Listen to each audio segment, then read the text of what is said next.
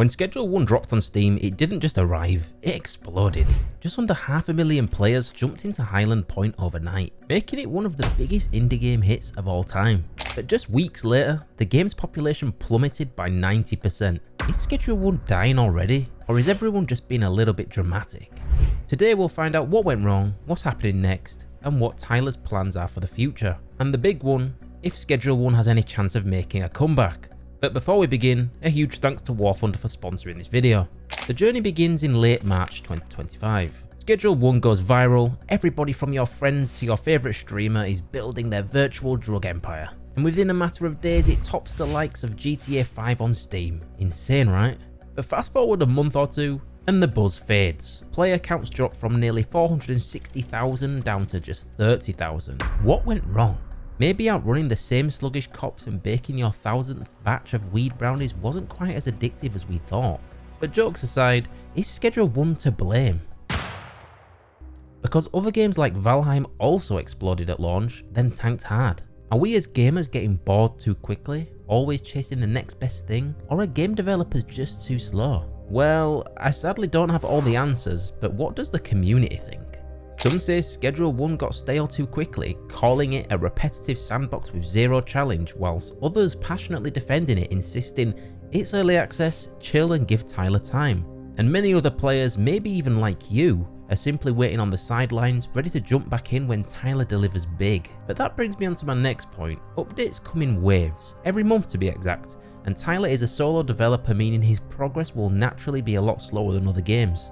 But here's why Schedule 1 is not done just yet. The developer Tyler has a roadmap which is packed with massive updates, so buckle up because I'm going to list the best ones. Finally, serious enemies. You thought dodging slow police was easy? Well, try dodging rival cartel hit squads that are hungry for your money, your life, and your territory. Gunfights, raids, turf wars, they're all coming.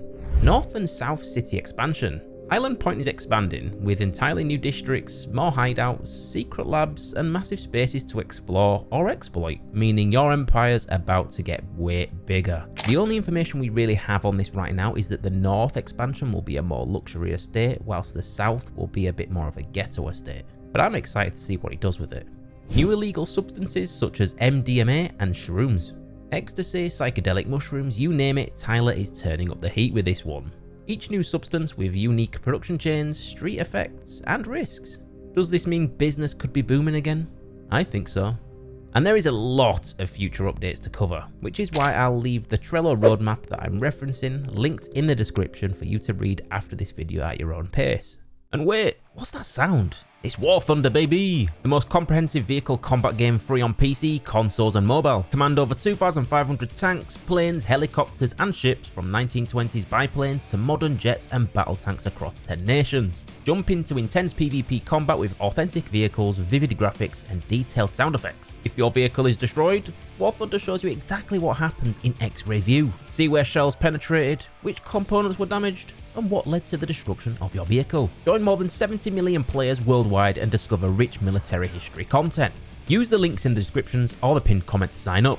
You or returning players who have been inactive for 6 months or more on PC or consoles get a massive bonus pack with 3 premium vehicles, a 50% experience and income booster, 2 advanced vehicles to rent, 100,000 silver lions, 7 days of premium time, and much more. Claim this limited time offer now before it runs out. And now back to the video where we left off, talking about the last couple of future updates that are coming to Schedule 1. A police overhaul and realistic heat system. Tired of clueless cops? Yeah, me too. Well, that could end pretty soon. SWAT raids, helicopter pursuits and bribable detectives are on their way. Your empire better get stealthy and fast. But with the amount of things that are on this Trello, I could be here all day, so let's quickfire them. Travelling customers such as groups of hippies, business people, biker gangs, party buses that pull up in town, and even goth gangs are going to be arriving. Fishing mechanics, rainy weather conditions, a fully fleshed out sewer network, parkour, and the possibility of customizing your own packaging and labels. But content updates aside, it wasn't just the boredom that was hurting Schedule 1. First came the drama. Movie games. The makers of Drug Dealer Simulator publicly accused Schedule 1 of copying their game mechanics, sparking outrage and review bombs. Tyler fired back publicly, stating clearly no lawsuits existed, and it was just some heated developer beef. Then, just as things couldn't get crazier, Australia tore down Schedule 1 off of Steam's marketplace for skipping their official age rating process. Turns out creating a Drug Empire game without proper age ratings can get you into a pretty dicey situation. Well, legally speaking, that is. Tyler has promised to resolve this situation, but as right now, Aussie players are stuck waiting. And if you haven't been fortunate enough to catch Tyler's development streams, here are the highlights you've missed. First up, Tyler showcased a fully operational flatbed truck, all ready to roll, but don't get your hopes too high yet. He's holding it back until the delivery driver employees are ready to go live. It's just not in the game right now. So I probably will actually get this implemented at some point.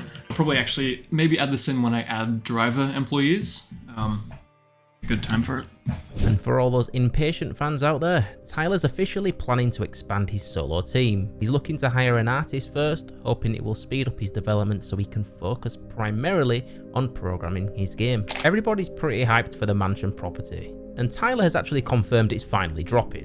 When, you may ask? Well, with the Cartel update. But here's the catch. You won't just buy this mansion like any other property in the game. Expect something a little bit different. Maybe tied to Cartel missions or unlocked through a quest. If one's not aware, there's a big mansion up in the residential area. I'll show it now. But it's pretty much ready to go. I'm sure some people have figured out how to like modify the game files to unlock it early. It will be a usable property at some point. It may not be purchased just like how you know how all the other properties are purchased, but it will definitely interiors all rooms all through here. Tyler also teased even more mischievous ways to stir chaos in Highland Point, breaking into car trunks, stealing mail, and generally being a menace across the map.